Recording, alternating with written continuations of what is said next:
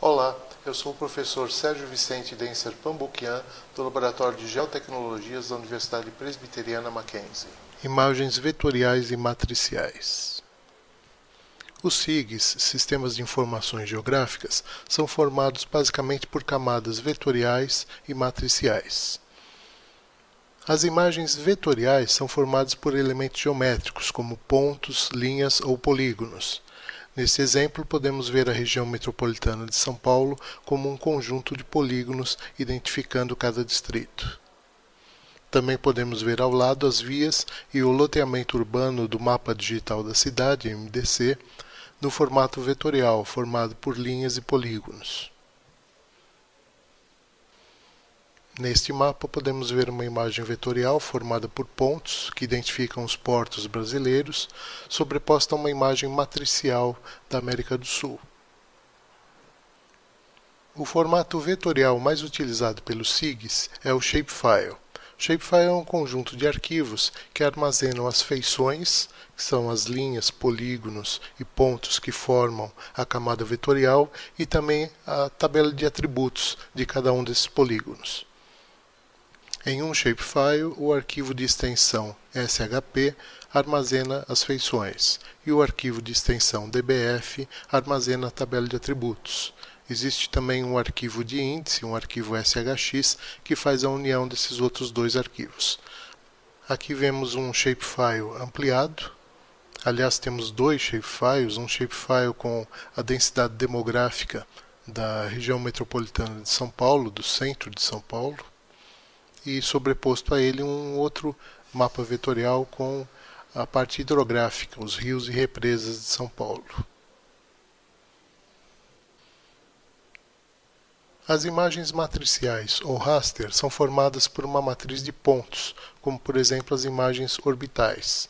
Neste exemplo, podemos ver uma imagem orbital fornecida pela Emplaza e nessa parte aqui, onde nós temos a Praça Pan-Americana, se nós ampliarmos, poderemos ver com mais detalhes a praça. E essa parte aqui, onde tem um canteiro, se você ampliar, realmente você consegue começar a enxergar a matriz de pontos que forma essa imagem matricial.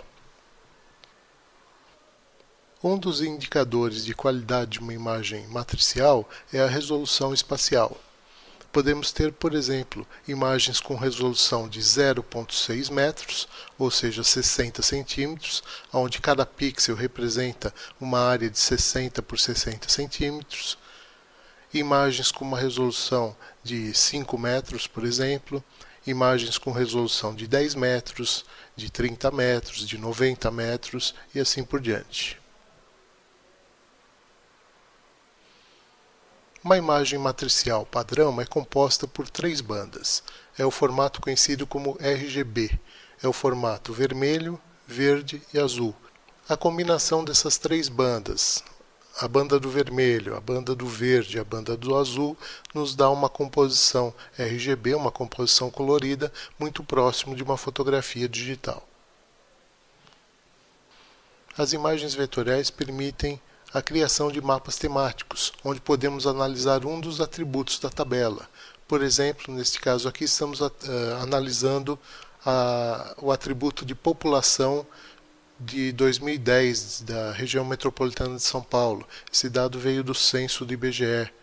E aqui nós dividimos em várias categorias, em várias classes. Então, até 50 mil habitantes, de 50.001 até 100 mil e outras faixas. Podemos fazer consultas também baseado em algum atributo. Então, nesse exemplo, nós estamos visualizando apenas os distritos onde a população em 2010 era acima de 200 mil habitantes. A importação e exportação de imagens vetoriais e matriciais também é possível nos sistemas de informação geográfica. Por exemplo, imagens orbitais do Google podem ser utilizadas em sistemas de informações geográficas através de plugins, como o OpenLayers e o OpenStreetMap. Dessa forma, você consegue inserir uma camada de imagens do Google como se fosse uma camada do seu projeto de geoprocessamento. E as informações vetoriais, que são os pontos, linhas e polígonos, podem ser compartilhadas entre os aplicativos através dos formatos KML e KMZ. Algumas referências utilizadas nesses slides. Obrigado pela atenção de todos, até a próxima.